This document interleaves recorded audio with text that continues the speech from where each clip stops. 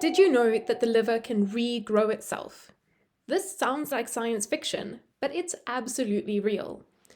So, how does it work?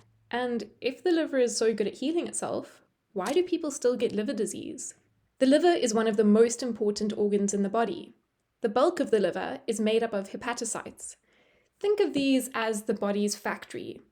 They produce vital substances like proteins, glucose, and fats, things that our body uses every single day.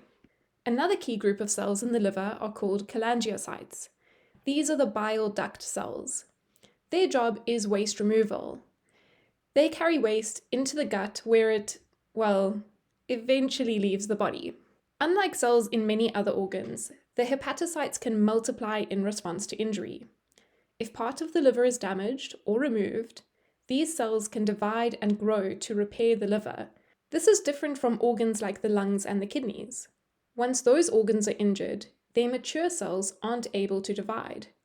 Instead, the body forms a scar which may permanently reduce their function. This reparative ability of the liver is pretty special. It's so strong that a parent can donate a section of their liver to their child if needed. Within just a few months, both parent and child will have appropriate liver size and function. But this just raises more questions. If the liver is so good at healing itself, why would anyone have chronic liver disease? Well, the answer lies in chronic liver injury. Think viral infections like hepatitis, fatty liver disease due to obesity, and constant exposure to toxins in the form of alcohol or certain medications.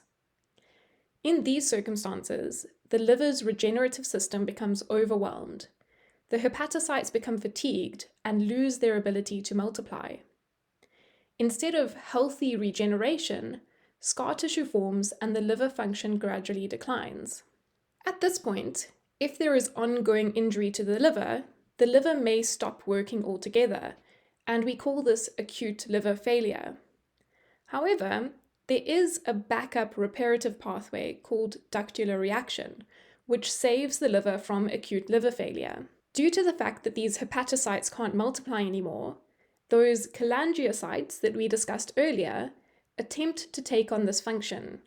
They divide and grow in an effort to restore liver mass and function. But this backup system isn't perfect.